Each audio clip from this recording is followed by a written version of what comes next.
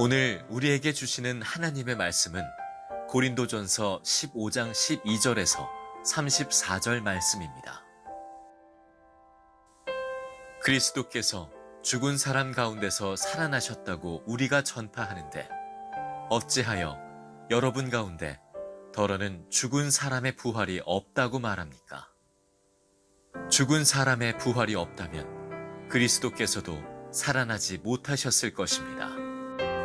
그리스도께서 살아나지 않으셨다면 우리의 선포도 헛되고 여러분의 믿음도 헛될 것입니다. 우리는 또한 하나님을 거짓되이 증언하는 자로 판명될 것입니다. 그것은 죽은 사람이 살아나는 일이 정말로 없다면 하나님께서 그리스도를 살리지 아니하셨을 터인데도 하나님께서 그리스도를 살리셨다고 하나님에 대하여 우리가 증언했기 때문입니다. 죽은 사람들이 살아나는 일이 없다면 그리스도께서 살아나신 일도 없었을 것입니다. 그리스도께서 살아나지 않으셨다면 여러분의 믿음은 헛된 것이 되고 여러분은 아직도 죄 가운데 있을 것입니다. 그리고 그리스도 안에서 잠든 사람들도 멸망했을 것입니다. 그리스도 안에서 우리가 바라는 것이 이 세상에만 해당되는 것이라면 우리는 모든 사람 가운데서 가장 불쌍한 사람일 것입니다. 그러나 이제 그리스도께서는 죽은 사람들 가운데서 살아나셔서 잠든 사람들의 첫 열매가 되셨습니다. 한 사람으로 말미암아 죽음이 들어왔으니 또한 한 사람으로 말미암아 죽은 사람의 부활도 옵니다. 아담 안에서 모든 사람이 죽는 것과 같이 그리스도 안에서 모든 사람이 살아나게 될 것입니다. 그러나 각각 제 차례대로 그렇게 될 것입니다. 첫째는 첫 열매이신 그리스도요. 그 다음은 그리스도께서 재림하실 때에 그리스도께 속한 사람들입니다. 형제 자매 여러분, 나는 감히 단언합니다. 나는 날마다 죽습니다. 이것은 우리 주 예수 그리스도께서 여러분에게 하신 그 일로 내가 여러분을 자랑스럽게 여기는 것만큼이나 확실한 것입니다. 아멘. 하나님의 말씀입니다.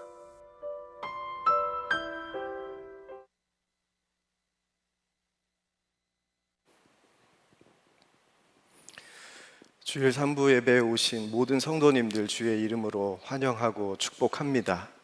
코로나19로 나라가 점점 어려지고 있는 이때에 여전히 주님 우리와 함께 하고 계십니다. 그 함께 하신 은혜가 우리 성도님들에게 평안이 되고 힘이 되길 간절히 축복합니다. 세상 사람들이 그리스도인들을 어떻게 요즘 생각하고 있을까요? 불쌍해하지 않습니다. 정말 미련하다고 생각합니다. 왜 그렇습니까? 세상 사람들은 죽으면 우리의 삶이 끝난다고 생각하기 때문에 그렇습니다. 과연 죽음이 우리 인생의 끝일까요? 자신을 위해서 살아가기도 바쁜데 주님을 위해서 산다는 우리를 보고 세상 사람들은 이렇게 말합니다. 헛고생 그만하세요. 그러니 세상 사람들은 오늘 말씀처럼 내일 죽을 것인데 먹고 마시자 하며 살아갑니다. 여러분들은 시간을 돌릴 수 있다면, 그 능력이 여러분들에게 있다면 어떻게 하시겠습니까? 어떤 한 남자가 정말 신기하게도 시간을 되돌릴 수 있는 능력을 가지고 있었습니다. 이 남자가 자신의 어느 시점으로 돌아갈까 생각하다가 자신이 첫사랑을 만난 그때로 돌아가야겠다라고 생각하고 그때로 돌아갑니다. 그때로 돌아가서 첫사랑을 만나고 사랑에 빠지는 이야기를 그린 영화가 About Time입니다. 여러분, 정말 시간을 되돌릴 수 있는 일이 우리에게 일어날 수 있을까요? 절대 일어날 수 없습니다. 영화 속에서나 일어날 수 있는 일이죠. 세상 사람들이 생각하는 부활이 바로 이와 같습니다. 부활은 상상 속에서나 영화 속에서나 일어나는 일이라고 생각합니다. 그런데 이 부활을 세상 사람들이 어떻게 믿을 수 있겠습니까? 정말 죽은 사람의 부활이, 죽은 사람이 다시 살아나는 것이 믿어질까요? 결코 믿을 수 없습니다. 부활은 오직 성령의 역사로만 믿을 수 있기 때문에 그렇습니다. 제가 신학교를 다닐 때 한 교수님께서 진짜 그리스도인이 되려고 한다면 세 가지의 큰 산을 넘어야 된다고 하셨습니다. 그 첫 번째 산이 구원이라는 삶이고, 그 다음의 산이 창조의 산이고, 마지막 세 번째 산이 부활의 산이었습니다. 그런데 교수님께서 이 산을 넘는 방법이 있다고 하셨습니다. 첫 번째로 넘어야 할 산이 있다고 하셨습니다. 여러분, 구원의 산, 창조의 산, 부활의 산 가운데 여러분들은 첫 번째로 어떤 산을 넘어야 된다고 생각하십니까? 첫 번째가 중요합니다. 구원의 산을 넘어야 합니다. 구원의 산을 넘으면 창조의 산도 부활의 산도 넘게 됩니다. 그 이유는 성령의 역사 때문입니다. 구원의 눈이 우리에게 활짝 열리면 창조의 눈도 열리게 되고 부활의 눈도 열리게 됩니다. 여러분, 우리가 어떻게 구원받죠? 예수님을 믿으면, 예수님을 나의 구주로 믿으면 우리는 구원받습니다. 그 구원의 증거로 성령님이 내 안에, 우리 안에 임하게 되죠. 그 성령님으로 우리가 천지를 바라보면 하나님이 창조하신 것이 믿어지고, 그 성령님으로 하늘을 바라보면 주님께서 후에 강림하셔서 이 세상을 심판하시고 우리가 부활할 것이 믿어집니다. 하지만 아직도 구원받지 못한 사람들에게 구원은요, 있을 수 없는 일입니다. 부활은요, 정말 허무맹랑한 일이죠. 그래서 세상 사람들이 부활을 믿지 못합니다. 그런데 문제는요, 세상 사람들만 부활을 못 믿는 것이 아니라 예수 그리스도를 믿는 사람 중에서도 부활을 못 믿는 사람이 있다는 것입니다. 12절 말씀입니다. 그리스도께서 죽은 사람 가운데서 살아나셨다고 우리가 전파하는데 어찌하여 여러분 가운데 더러는 죽은 사람의 부활이 없다고 말합니까? 고린도 교회 성도들 중에 예수님을 믿지만 부활이 없다고, 죽은 사람의 부활이 없다고 믿는 사람들이 있었습니다. 이것이 고린도 교회의 가장 큰 문제였습니다. 왜 죽은 사람의 부활을 믿지 못하는 것이 가장 큰 문제일까요? 죽은 사람의 부활이 복음의 핵심이기 때문에 그렇습니다. 여기서 저에게 이렇게 질문하고 싶은 성도님이 계실지도 모르겠습니다. 목사님, 어떻게 죽은 사람의 부활이 복음의 핵심입니까? 예수님의 부활이 복음의 핵심이죠. 참 좋은 질문입니다. 여러분의 그 마음에 바울이 오늘 말씀을 통해서 분명하게 대답을 합니다. 13절과 16절입니다. 죽은 사람의 부활이 없다면 그리스도께서도 살아나지 못하셨을 것입니다. 죽은 사람들이 살아나는 일이 없다면 그리스도께서 살아나신 일도 없었을 것입니다. 여러분, 죽은 사람이 부활하는 것이 왜 복음의 핵심인지 아시겠습니까? 죽은 사람의 부활이 없다면 예수님의 부활이 없다는 거예요. 이것이 진리입니다. 이 진리가 무너지면 다 무너지는 것이에요. 그래서 이 진리가 너무나 중요합니다. 여기서 우리가 반드시 주목하고 알아야 할 것이 있는데, 예수님의 부활과 죽은 사람의 부활이 별개의 문제가 아니라 하나라는 것입니다. 내 안에 주님이 계신 것처럼 예수님의 부활과 죽은 사람의 부활은 하나라는 것입니다. 예수님의 부활, 그것이 곧 죽은 사람의 부활이고, 더 나아가 예수님의 부활이 곧 나의 부활입니다. 20절 말씀이에요. 그러나 이제 그리스도께서는 죽은 사람들 가운데서 살아나셔서 잠든 사람들의 첫 열매가 되셨습니다. 한 사람으로 말미암아 죽음이 들어왔으니 또한 한 사람으로 말미암아 죽은 사람의 부활도 옵니다. 내가 부활한다라는 분명한 증거, 그것이 바로 예수 그리스도의 부활입니다. 하나님께서 왜 예수님을 다시 살리셨습니까? 우리를 죽음 가운데서 다시 살리기 위해서입니다. 그래서 예수님이 부활의 첫 열매로 다시 우리 가운데 오신 것입니다. 여러분, 예수님이 부활할 것을 믿으십니까? 아멘이실 것입니다. 죽은 사람이 부활하실 것 믿으십니까? 이것도 아멘이실 거예요. 그럼 여러분이 부활할 것을 믿으십니까? 이 사실이 믿어지지 않으면 큰일입니다. 부활이 믿음의 시작이고 믿음의 완성이고 믿음의 전부이기 때문에 그렇습니다. 예수님의 부활이 곧 나의 부활이라고 믿지 않는 사람들을 오늘 말씀은 이렇게 표현합니다. 19절 말씀이에요. 그리스도 안에서 우리가 바라는 것이 이 세상에만 해당되는 것이라면 우리는 모든 사람들 가운데서 가장 불쌍한 사람일 것입니다. 여러분, 세상에서 가장 불쌍한 사람이 누구라고요? 정말 죽은 사람의 부활이 없다면 세상에서 가장 불쌍한 사람은 바로 우리일 것입니다. 그런데요, 죽은 사람은 부활합니다. 예수님은 부활하셨습니다. 죽은 사람의 부활이 있다면 세상에서 가장 불쌍한 사람은 믿지 않는 사람이 아닙니다. 믿지 않는 세상 사람이 아니라 예수님을 믿지만, 예수님의 부활은 믿지만 죽은 사람의 부활은 없다고 믿는 사람, 그 사람이 바로 가장 불쌍한 사람입니다.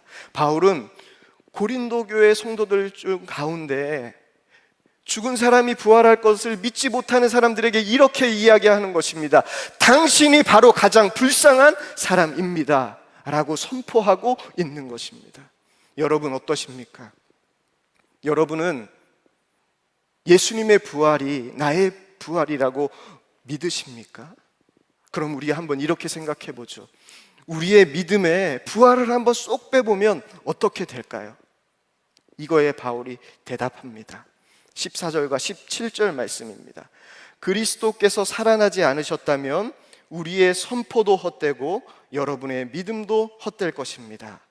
그리스도께서 살아나지 않으셨다면 여러분의 믿음은 헛된 것이 되고 여러분은 아직도 죄 가운데 있을 것입니다. 여러분, 우리의 믿음에 부활만 쏙 빼면 우리의 믿음은 헛된 믿음이라는 것입니다. 헛된 믿음, 믿음이 아니다라는 거예요. 믿음이 없다라는 것입니다. 살아있다고 생각했는데 여전히 우리는 죽어 있다라는 거예요. 그래서 가장 불쌍한 사람이 예수를 믿지만 부활할 것을 믿지 못하는 사람들입니다. 이것이 사탄의 전략이에요. 사탄은 우리에게 헛된 믿음을 갖게 합니다.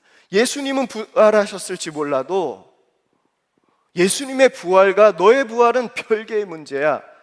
예수님은 신이시고 너는 인간이잖아. 이렇게 사탄의 유혹 속에 빠져 있는 고린도 교회 성도들을 향해 바울이 분명하게 33절과 34절을 통해서 이야기합니다. 속지 마십시오. 똑바로 정신을 차리고 죄를 짓지 마십시오. 죽은 사람의 부활이 없다고 믿는 것, 그것이 죄라는 거예요. 헛된 믿음이 죄라는 것입니다. 사랑하는 성도 여러분, 우리는 진짜 믿음을 가져야 합니다. 진짜 믿음이 무엇입니까? 13절 말씀을 우리는 붙잡아야 합니다. 죽은 사람의 부활이 없다면 그리스도께서 살아나지 못하셨을 것입니다.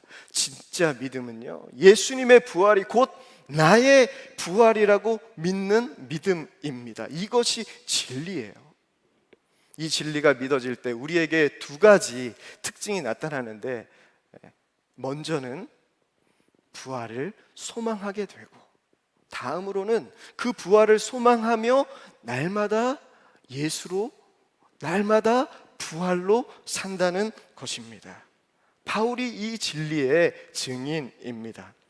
오늘 말씀을 준비하면서 하나님께서 저에게 주신 질문이 하나 있습니다. 그 질문을 여러분들과 함께 나누고 싶은데요. 여러분들에게도 한번 질문해 보겠습니다. 여러분은 부활이 먼 훗날에 일어날 일이라고 생각하십니까? 아니면 부활이 지금 나에게 일어날 일이라고 생각하십니까? 제가 이 질문을 받고 잠잠히 묵상하고 있는데 빌립보서 3장 10절에서 11절 말씀이 떠올랐습니다. 내가 바라는 것은 그리스도를 알고 그분의 부활의 능력을 깨닫고 그분의 고난에 동참하여 그분의 죽으심을 본받는 것입니다. 그리하여 나는 어떻게 해서든지 죽은 사람들 가운데서 살아나는 부활에 이르고 싶습니다.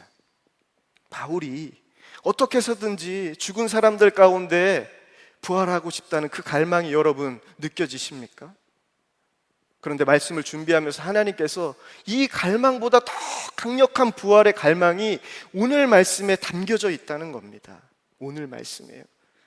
그 강력한 부활의 소망이 오늘 본문 말씀 31절에 담겨져 있습니다. 형제자매 여러분, 나는 감히 단언합니다. 나는 날마다 죽습니다. 계속해서 이 말씀을 묵상하는데 이 고백이 저에게 이렇게 고백되어지더라고요. 이 고백이 이렇게 들려지더라고요. 하나님, 저는 날마다 부활로 살고 싶습니다. 하나님, 저는 날마다 부활로 살고 싶습니다. 어떻게 여러분 죽는다는 것이 부활로 바뀝니까? 이것이 바로 십자가의 능력이에요. 죽어야 부활하기 때문에 그렇습니다. 십자가는 저주가 아니라, 십자가는 미련한 것이 아니라, 십자가는 죽음이 아니라 십자가는 생명이고 십자가는 하나님의 능력입니다. 예수님이 우리를 위해서 다시 부활하셨기 때문입니다. 날마다 죽어 날마다 부활하고 싶습니다. 이 바울의 고백이 얼마나 강력한 부활의 소망입니까? 이보다 더 강력한 부활의 갈망이 어디에 있겠습니까? 바울의 이 고백을 통하여서 하나님께서 저에게 분명하게 깨닫게 하신 것이 있는데, 진짜 부활을 갈망하는 사람은요, 부활은 먼 훗날에 일어날 일이 아니라 지금 나에게 일어날 일이라고 믿는다는 것입니다. 그 믿음으로 날마다 부활로 산다는 것입니다.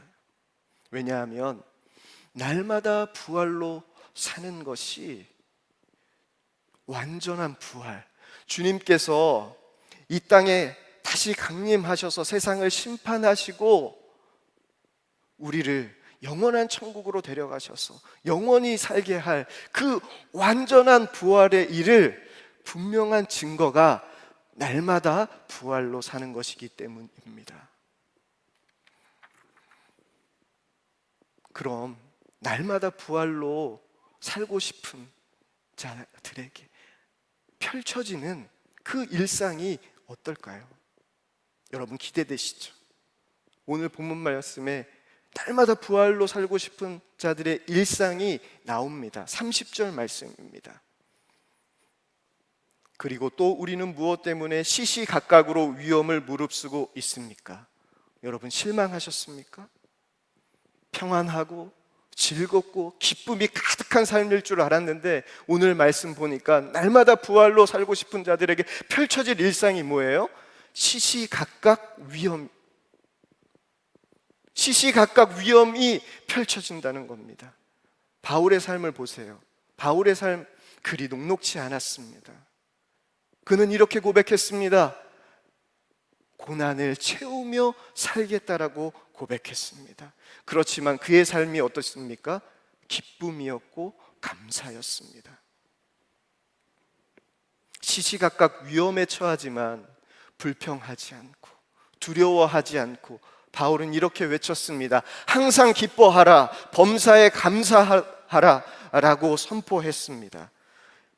아마 바울의 삶이 넉넉하고 평안한 삶이었다면 바울의 메시지에 힘이 없었을지도 모릅니다. 하지만 우리가 바울의 말씀, 그 바울의 고백을 들으면서 우리의 심령이 울리고 우리가 감동하는 것은 바울의 삶에 시시각각 위험이 있었기 때문입니다. 수많은 고난 속에서도 그가 그 고난을 뚫고 기뻐하고 감사할 수 있었던 것은 완전한 부활을 소망하며 날마다 부활로 살았기 때문입니다. 사랑하는 성도 여러분, 부활하면 우리는 어디서 살게 되죠? 영원한 천국, 영원한 하나님 나라에서 살게 됩니다. 완전한 부활에 이르기까지 우리가 주님 바라보며 날마다 죽고 날마다 부활로 살 때 우리가 경험하는 삶이 바로 하나님 나라의 삶입니다. 지금 하나님 나라의 삶입니다. 날마다 하나님 나라에 사니까 어떤 거예요? 시시각각 위험이 우리의 삶에 펼쳐지더라도 기쁘고 감사할 수 있는 것입니다. 이 삶이 날마다 부활로 사는 사람이 누리는 복입니다.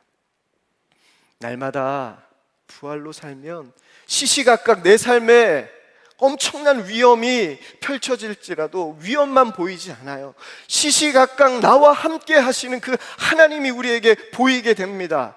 완전하신 하나님, 전능하신 그 하나님이 우리에게 보이게 되면 고난도 이기게 되고 고난도 기뻐하게 됩니다. 그러니 날마다 부활로 사는 자에게 시시각각 위험은 무엇이 되겠습니까? 놀라운 승리를 경험하는 복이 됩니다. 그래서 고난이 복인 것입니다. 제라드 윌슨이 쓴 세상이 흉내낼 수 없는 기독교에 루마니아에서 복음을 전하다 고통받았던 조셉손 목사님 이야기가 나옵니다. 그 이야기에서 복음을 전한다는 이유로 잡혀서 경찰에게 신문받고 협박당할 때 그 목사님이 그 경찰에게 한 이야기가 담겨져 있는데요, 그것을 여러분들에게 읽어드리겠습니다. 선생님, 제가 이 문제를 어떻게 보는지 알려드리지요. 당신의 최고의 무기는 저를 죽이는 것입니다. 제 최고의 무기는 죽는 것입니다. 이제 어떻게 될지 생각해 보십시오. 제 설교 테이프가 전국에 퍼질 것을 아실 겁니다. 만일 당신이 저를 죽이면 그 설교 위에 제 피가 뿌려지는 겁니다. 모든 사람이 제가 설교 때문에 죽은 것을 알게 될 겁니다. 그러면 사람들이 제 설교 테이프를 집어들고 이렇게 말하겠지요. 이 사람의 설교를 한 번 더 들어봐야겠어. 이 사람은 자신이 진짜로 믿은 것을 설교한 게 분명해. 죽으면서까지 자신의 설교를 증명했으니까. 선생님, 그렇게 되면 제 설교는 이전보다 10배는 더 커지는 것입니다. 당신이 저를 죽인다면 저는 최상의 승리를 맛볼 것입니다. 주님께서 우리에게 이렇게 말씀하십니다. 아무든지 나를 따라 오려거든 자기를 부인하고 날마다 제 십자가를 지고 나를 따를 것이니라. 주님께서 우리를 날마다 십자가로 초대하십니다. 여러분 마음이 어떠십니까? 십자가로 초대하시는 하나님의 마음이 여러분 어떠십니까? 마음에 조금이라도 부담이 느껴지십니까? 아니면 흥분되고 기쁘십니까? 제가 이번 주 말씀을 준비하는데 제 아들에게 전화가 왔습니다. 흥분된 목소리로 전화하는 거예요. 아빠, 노트북이 죽었어요. 아빠, 노트북이 죽었어요. 아답터에 전원을 연결하고 노트북 전원을 켜는데 연기가 올라오더니 탄 냄새가 나면서 전원을 다시 켰는데 아빠, 노트북이 죽었어요.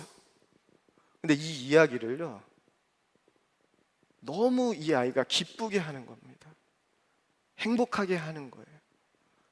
이 소식을 아빠가 하루라도 조금이라도 빨리 알았으면 좋겠다고 해서 즉시 저에게 전화했다는 겁니다. 코로나19로 가정의 모습이 많이 바뀌었습니다. 아이들이 원격으로 수업을 하게 돼요.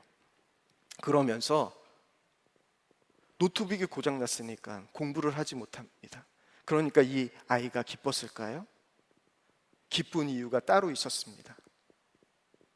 며칠 전부터 저희 아들이 저에게 이렇게 이야기했습니다. 아빠, 노트북 바꾸고 싶어요. 아빠, 노트북 바꾸고 싶어요. 근데 노트북이 죽은 거예요. 근데 이 아이에게는 믿음이 있습니다. 헌 노트북이 새 노트북으로 부활할 것이 믿어지니까 이 아이가 그렇게 기쁘게 저에게 전화한 겁니다. 여러분, 저는 이 아이의 전화를 받고 분명히 알았어요. 죽어도 이렇게 기쁠 수 있구나. 죽어도 이렇게 기쁠 수 있구나. 여러분, 이게 우리의 마음이죠. 이게 우리의 마음입니다. 조금이라도 부담이 있다면, 여러분, 자기를 부인하고 날마다 자기 십자가를 지고 나를 따르라고 하는 예수님의 말씀이 조금이라도 부담이 된다면, 여러분은 아직 예수님의 부활을 믿을진 몰라도 예수님의 부활이 나의 부활이라고는 믿지 않으시는 겁니다. 예수님의 부활이 믿어질진 몰라도 예수님의 부활, 나의 부활이 아니게 되니까 나의 부활이 먼 일로 여겨지는 거예요. 지금 일어나지 않을 일로 여겨집니다. 어떻게 해서든지 정말 부활에 이르고 싶은 그 갈망은요, 결코 지금 내 삶과 떨어질 수가 없습니다. 내 삶을 움직이는 가장 강력한 힘이기 때문에 그렇습니다. 그래서 바울은 나는 날마다 죽습니다 고백한 것입니다. 그래서 시시각각 위험이 펼쳐져도, 자신의 삶에 수많은 고난이 펼쳐져도 자기를 부인하고 자기 십자가를 지며 날마다 부활로 살았습니다. 이것이 나는 죽고 예수로 사는 삶입니다. 그래서 나는 죽고 예수로 사는 삶을 더 정확히 표현하면요, 나는 죽고 예수로 부활하여 사는 삶입니다. 이것이 날마다 부활로 사는 삶입니다. 세월호 희생자인 단원고 2학년 5반 이창영 군의 어머니 최선아 집사님이 세월호 추모 음악회에서 기도했던 내용의 일부를 여러분들에게 나누고 싶습니다. 창조주이시며 전능자라고 불리는 당신께 기도드리는 것은 쉽지 않았습니다. 2014년 우리 아이들의 살려달라는 마지막 기도를 외면하셨으니까요. 당신께 등 돌리며 살고 싶었습니다. 그런데 어디를 가든 당신이 계시더군요. 더 이상 울 힘조차 없어 그저 멍하니 앉아 바다만 바라보던 팽목항에서도, 차가운 시멘트 바닥에서 하늘을 보며 잠을 청해야 했던 국회에서도, 내리쬐는 땡볕을 피할 그늘 하나 찾기 어려웠던 광화문에서도, 하수구 냄새에 시달려야 했던 청운동 사무소에도, 침몰 지점이 바로 눈앞에 보이는 동거차도에서도, 그리고 모든 몸을 이끌고 세월호가 누워있는 목포신항에서도 당신은 계셨습니다. 이름도 모르고 얼굴도 모르는 분들이 눈물 가득 보인 눈으로 다가와 안고 같이 울어주시는 따뜻함에서 당신을 느낄 수 있었습니다. 그때 우리 아이들이 살려달라고 당신께 기도할 때 그 기도 좀 들어주시지요. 왜 우리 아이들이 없어진 지금 모르는 사람들을 통해서 당신을 드러내시나요?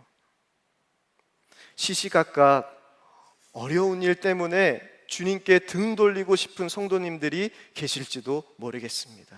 세상에는 수많은 사람들이 지금 주님께 등 돌리며 살아갑니다. 사랑하는 성도 여러분, 우리가 날마다 나는 죽고 예수로 부활하여 살면 주님께 등 돌리고 싶었던 사람들이 주님을 만나게 되고, 주님께 등 돌렸던 사람이 주님을 만나 부활이요 생명이신 주님께 돌아옵니다. 그 일, 그 증인, 그 삶으로 하나님께서 우리를 초대하고 계십니다. 날마다 부활로 살며 오직 우리 삶에 예수 그리스도만 드러내는 저와 여러분 되길 축복합니다. 우리 이 시간 다 함께 하나님의 말씀을 붙잡고 기도하길 원합니다. 코로나19로 우리가 시시각각 어려운 때를 지나가고 있습니다. 근데 이 어려운 때에도 주님은 우리와 함께 하십니다. 왜? 그렇습니까? 우리를 다시 살리시기 위해서입니다. 그 은혜가 우리에게 부어지게 하여 주시옵소서. 예수님이 다시 사신 것이 바로 나를 다시 살리시기 위한 것임이 믿어지게 하여 주시옵소서. 예수님의 부활이 곧 나의 부활임을 믿어지게 하여 주시옵소서. 그래서 날마다 하나님, 저는 오늘도 죽습니다. 나는 죽고 오늘 예수로 부활하여 사는 제가 되게 하여 주시옵소서. 나는 죽고 예수로 부활하여 오직 주님만 드러내는 삶 살아가게 하여 주시옵소서. 우리 다 함께 기도하겠습니다. 아버지 하나님 감사합니다. 오늘 저희들을 부활로 하나님 인도하여 주시니 감사합니다. 하나님, 죽은 사람을 부활하신 것이 바로 우리를 죽은 자 가운데서 다시 살리시고자 하는 하나님의 마음임을 믿습니다. 아버지 하나님, 예수님의 부활이 나의 부활임을 믿게 하여 주시옵소서. 그 믿음이 있게 하여 주셔서 하나님, 날마다 하나님 완전한 부활에 이루고 싶은 그 부활의 갈망이 우리 안에 부어지게 하여 주셔서 날마다 나는 죽고 예수로 부활하여 사는 하나님 우리들 되게 하여 주시옵소서. 그 삶이 하나님 나라의 삶이자 그 하나님의 삶이 시시각각 위험이 펼쳐지다 우리에게 기쁨이 되고 감사가 됨을 주님 앞에 고백합니다. 하나님, 우리 성도들에게 하나님 그 삶이 부어지게 하여 주시옵소서. 그 하나님 나라의 삶이 부어지게 하여 주시옵소서. 우리를 다시 살리시기 위하여 예수 그리스도를 다시 살리신 하나님 감사합니다. 하나님, 오늘 이 시간 예배드리는 모든 성도들의 심령 가운데 예수님의 부활이 곧 나의 부활임이 믿어지게 하여 주시옵소서. 그 믿음으로 날마다 완전한 부활을 갈망하며 날마다 부활로 살아가는 우리들 되게 하여 주시옵소서. 바울이 그토록 살고 싶었던 하나님, 나는 날마다 부활로 살고 싶습니다. 그 고백이 동일하게 우리의 고백 되게 하여 주시옵소서. 하나님, 저 오늘도 죽습니다. 오늘도 나는 죽습니다. 오직 나는 죽고 예수로 부활하여 살게 하여 주시옵소서. 시시각각 위험이 우리에게 펼쳐질지라도 그 위험 속에서 여전히 나와 함께 하시는 그 하나님이 보여지게 하여 주셔서 고난도 이기게 하여 주시고 고난도 기뻐하는 하나님 나라의 삶의 주인공이 바로 우리의 성도들 되게 하여 주시옵소서. 우리 사랑하는 성도들, 하나님 앞에 기도하는 수많은 기도의 제목들 있습니다. 아버지 하나님, 그 기도의 제목들 가운데 하나님이 우리를 부활하게 하여 주셔서 그 모든 문제들이 주 안에서 풀려지게 하여 주시고 오직 나는 죽고 예수로 부활하여 주님만 드러내는 삶 살게 하여 주시옵소서. 그래서 우리를 통하여서 주님께 등 돌리고 싶었던 사람들이 주님을 만나게 하여 주시고 중 돌리며 살아가는 세상 사람들이 주님께 돌아오는 그 놀라운 은혜가, 그 놀라운 하나님의 역사가 우리 가운데 있게 하여 주시옵소서. 하나님, 지금도 열방에서 주의 복음 들고 하나님의 복음을 전하는 우리 사랑하는 선교사님들 주님의 손에 올려드립니다. 하나님, 여전히 함께 하시는 그 하나님이 우리 선교사님들 심령 가운데 믿어지게 하여 주시고 주님과 동행하며 이 어려운 고난을 기쁨으로 이기게 하여 주시옵소서. 코로나 속에서도 안전하게 지켜주시고 주님의 놀라운 승리를 맛볼 수 있도록 주여 인도하여 주시옵소서. 이 나라와 이 민족을 주님께 맡겨드립니다. 북한에 억류 중인 우리 사랑하는 목사님들과 선교사님, 믿음의 사람들을 위해서 국민청원이 진행되고 있는데, 하나님, 많은 믿음의 사람들이 이 시간에 동참하게 하여 주셔서 하나님, 정말 우리가 그 일을 위해서 기도했던 그 놀라운 하나님의 응답이 속히 일어나게 하여 주시고, 이 나라와 이 민족이 주님의 은혜 가운데서 복음으로 통일되는 역사 있게 하여 주시고, 코로나19로 정말 아픔 가운데 있는 북한의 우리 사랑하는 동포들도 하나님 지켜주시고 치료할 길을 열어주시길 소망합니다. 이 나라와 이 민족 하나님 불쌍히 여기시고 코로나19에서 정말 안전하게 지켜주셔서 하나님의 살아계심이 하나님 드러나게 하여 주시옵소서. 이 일을 위해 한국교회가 마음을 모아 하나님 나라를 위해 비상한 기도를 하게 하여 주시고, 하나님의 기도로 이 나라가 거룩해지게 하여 주시고, 하나님 사탄으로 위장된 모든 악한 법들이 다 파괴되게 하여 주시고, 오직 하나님을 경외하는 나라로 이 나라가 세워질 수 있도록 주님 축복하여 주시옵소서. 오늘도 예배드리며 온라인으로 헌금한 우리 사랑하는 성도들의 헌금을 주님 받아주시길 소망합니다. 그 헌금 속에 담겨져 있는 저들의 소원 하나하나를 주님께서 들으시고 주목하여 주셔서 하나님의 선하심을 저들의 삶 가운데 생수의 강같이 넘쳐 흐르게 하여 주시옵소서. 그래서 하나님 나라의 삶으로 세상 가운데 빛 같은, 소금과 같은 사명을 감당하며 살아가는 우리 사랑하는 성도들 되게 하여 주시옵소서. 이 모든 말씀 살아계신 예수 그리스도의 이름으로 간절히 기도합니다. 아멘. 우리 다 함께 주님 다시 오실 때까지 찬양하겠습니다.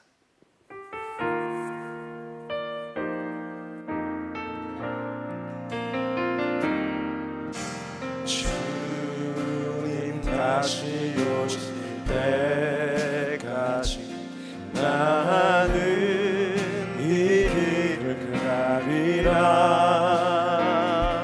좁은 길 나의 십자가 지고 나의 가는 이 길 끝에서 나는 주님을 보리라. 영광 주님 나를 맞아주시. 주님 다시 오실 때까지 나는 일어나 달려가리라. 주의 영광 온 땅 덮을래. 나는 일어나 노래하리. 내 사모하는 주님이 온 세상 구주시라. 내 사모하는 주님이 영광의 왕이시라. 내 사모하는 주님이 온 세상 구주시라.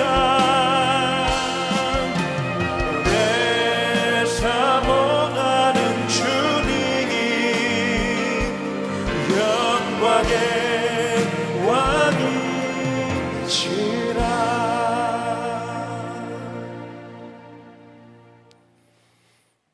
이제는 우리 구주 예수 그리스도의 십자가의 은혜와 하나님의 크신 사랑하심과 성령님의 보호하시고 교통하심이 날마다 나는 죽고 예수로 부활하여 오직 예수만 드러내길 원하는 모든 성도들의 삶 위에, 그 가정 위에 이제로부터 영원까지 함께 하시길 간절히 축원하옵나이다. 아멘.